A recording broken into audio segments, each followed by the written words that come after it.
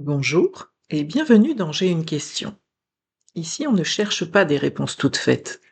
On prend le temps de questionner, ensemble.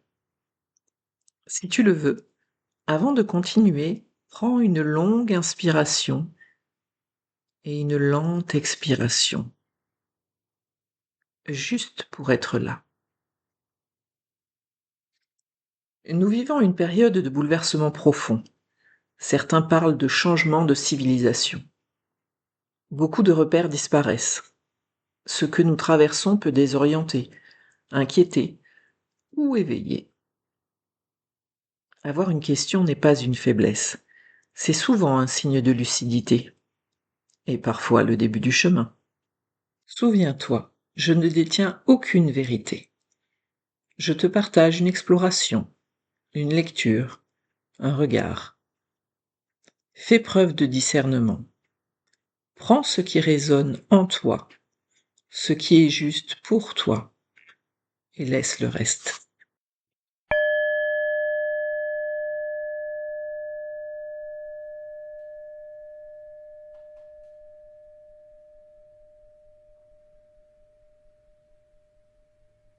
La question que je te pose aujourd'hui est la suivante. Doit-on avoir peur ?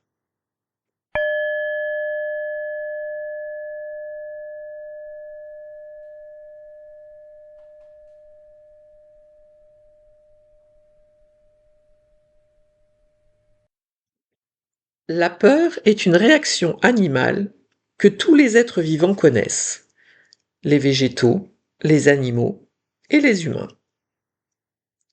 Certaines peurs sont instinctives, héritées du temps où se protéger était synonyme de s'enfuir, se battre ou se figer.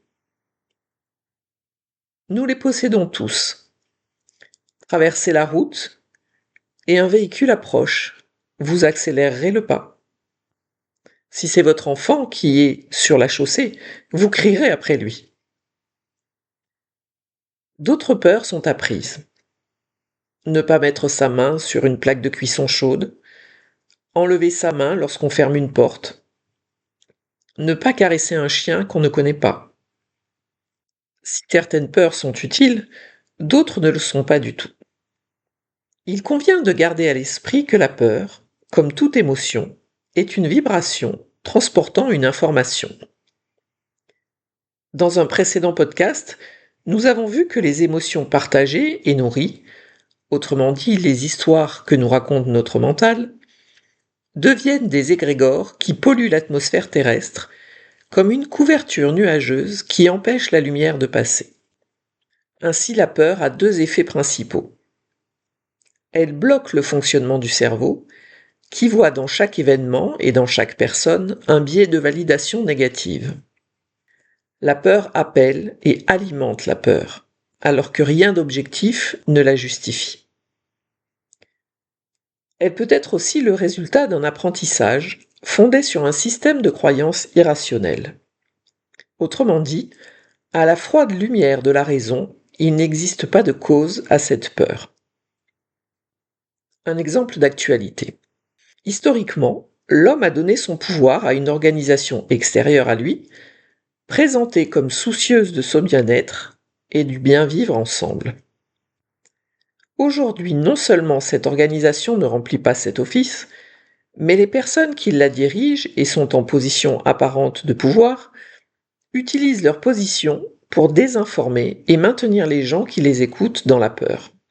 Être constamment dans la peur signifie que notre corps, et non notre mental, est constamment soumis à un stress nocif et mortifère. C'est comme un moteur constamment en sur-régime, il finit par surchauffer, s'user plus rapidement, jusqu'à casser. Il en va de même pour le corps humain, qui va se détériorer, notamment par le déclenchement de maladies somatiques et psychosomatiques. Car souvenons-nous que l'émotion de la peur, c'est-à-dire l'énergie qui nous traverse au moment de la survenance d'un événement inattendu, dure 90 secondes. Au-delà, c'est le mental qui prend le relais et se raconte, et nous raconte, des histoires qu'il entretient. La peur entretenue devient du stress, qui devient le déclencheur des dysfonctionnements biologiques et l'origine de troubles de la santé mentale par la création de déséquilibres psychiques.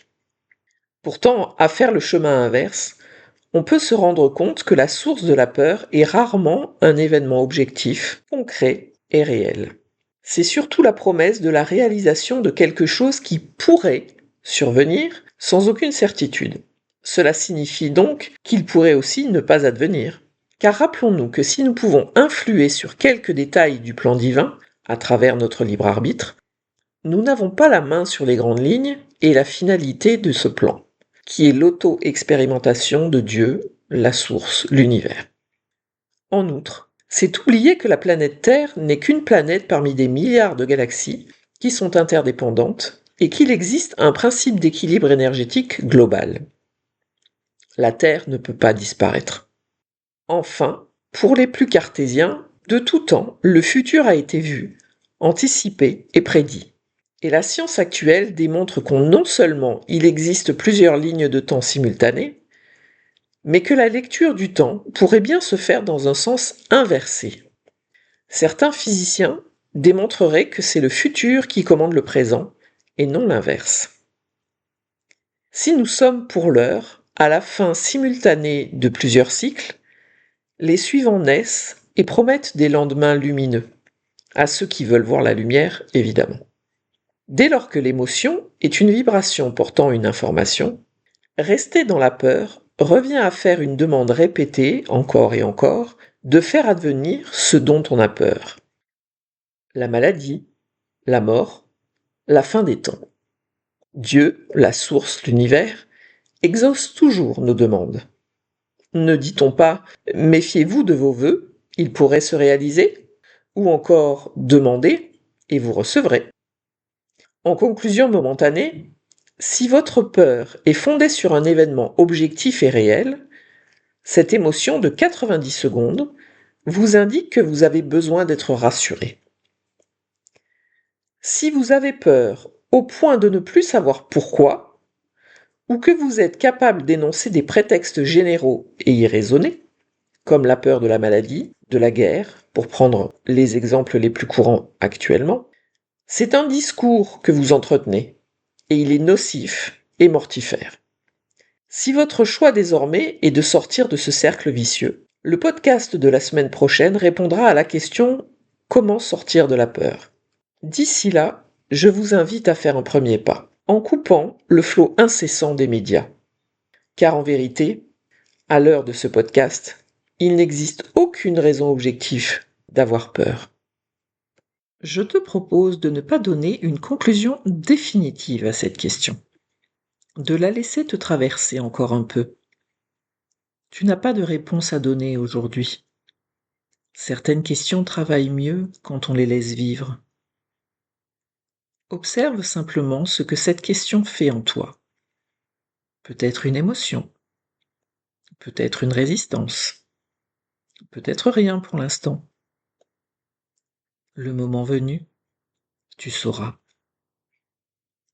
J'ai une question, et peut-être que toi aussi, et nous pouvons nous interroger ensemble. À bientôt.